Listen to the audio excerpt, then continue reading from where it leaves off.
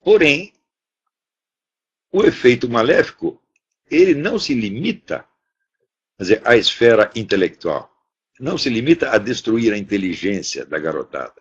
Nós sabemos que o Brasil é hoje o país onde mais cresce o consumo de drogas na América Latina. Em todo lugar, os governos estão conseguindo diminuir o consumo de drogas. No Brasil, aumenta.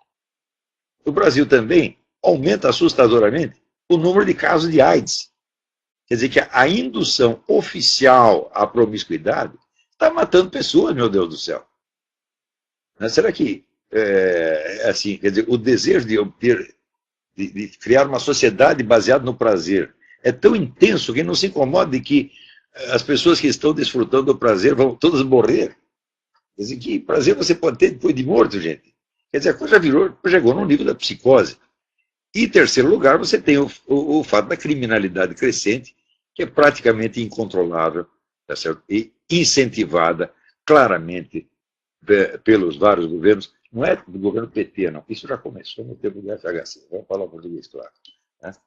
Então, foi no tempo do FHC que começou, por exemplo, a promoção do Comando Vermelho, com o lançamento do livro Um Contra Mil, do William Lima da Silva, que era o comandante do Comando Vermelho, o chefe do Comando Vermelho, promovido e badalado pela OAB, pela Associação Brasileira de Imprensa e assim por diante. Então,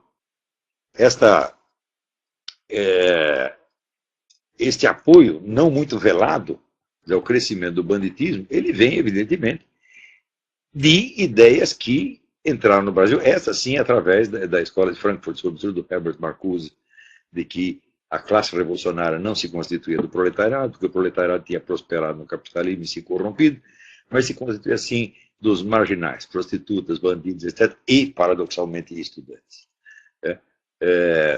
Talvez vocês não saibam, a importância desse Herbert Marcuse no mundo, a influência que esse sujeito deixou hoje, é um autor que não se lê mais, mas as suas ideias ficaram.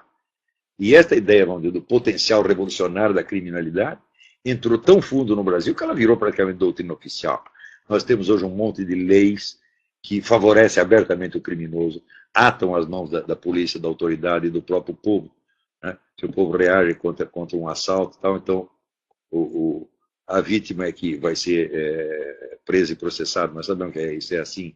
E isso não é uma exceção, isso é uma regra geral.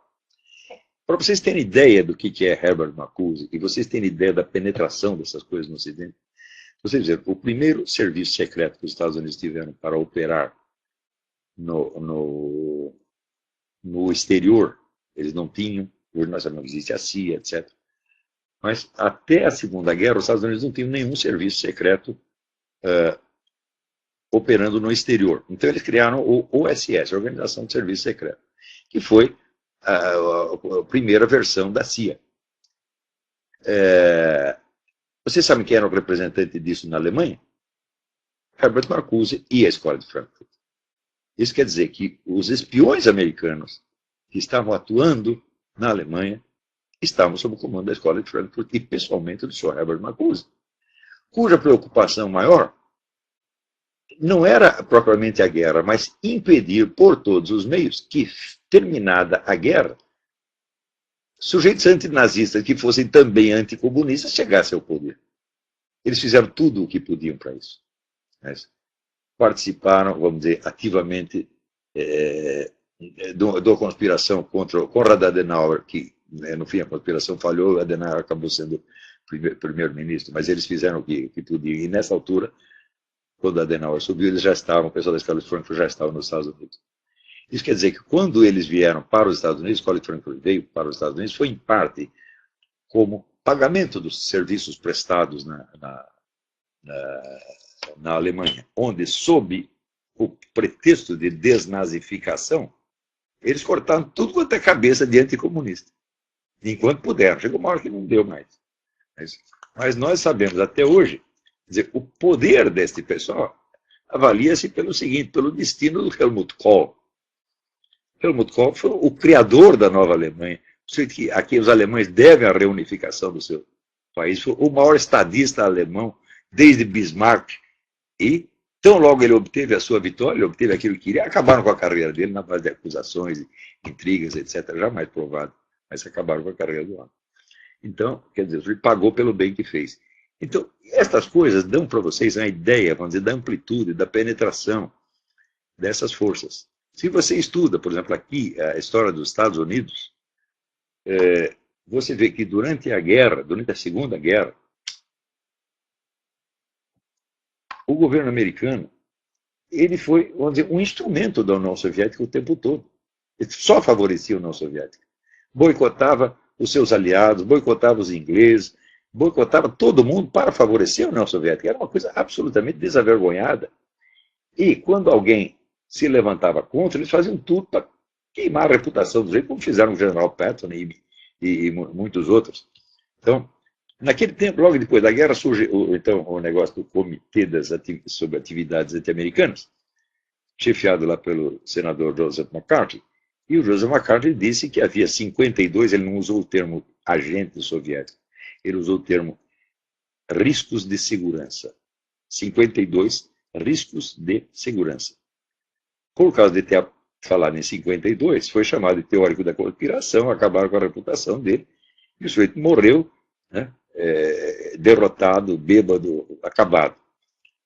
Hoje, depois da abertura de vários arquivos da Europa Oriental, nós sabemos que os agentes infiltrados no governo americano, nos altos postos do governo americano, eram mais de 1000. Tá? Inclusive Harry Hopkins, que era o presidente de fato, porque ele era o conselheiro direto do Franklin Roosevelt, numa época que Franklin Roosevelt já estava completamente PH e fazia tudo o que ele queria. E o Harry Hopkins era um agente soviético, profissional, assim como ele, muitos outros, Alger Rees, William Dexter White, muitos outros. Então, nós podemos ver que a política exterior americana foi conduzida por Moscou durante muitos anos. E, evidentemente, os envolvidos nisso quiseram depois varrer a sujeira para baixo do tapete e conseguiram, durante 50 anos, manter isso aí ignorado da população. Só hoje é que começa a aparecer isso, graças aos documentos, né, da Tchecoslováquia, da Hungria, que começam a aparecer os nomes, as conexões, etc, etc. Então, vocês imaginam que organização que é capaz de penetrar no governo americano e determinar o rumo da política exterior americana, tomar o Brasil é como tomar um doce da mão de uma criança, é a coisa mais fácil. Não há resistência, você não tem sequer uma intelectualidade preparada para compreender o fenômeno, quanto mais para tomar alguma atitude contra. E, às vezes, as pessoas não têm nem mesmo a ideia do volume de estudos que elas precisariam ter para enfrentar eficazmente uma coisa dessa.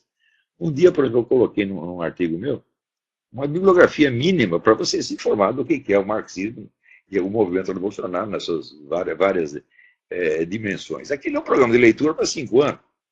Ora, 5 anos não é muito para você formar um especialista nessas coisas. Só quando você diz no Brasil, as pessoas falam, mas 5 anos é muito, nós precisamos agir já. Aí eu lembro aquela frase do Goethe, é urgente ter paciência.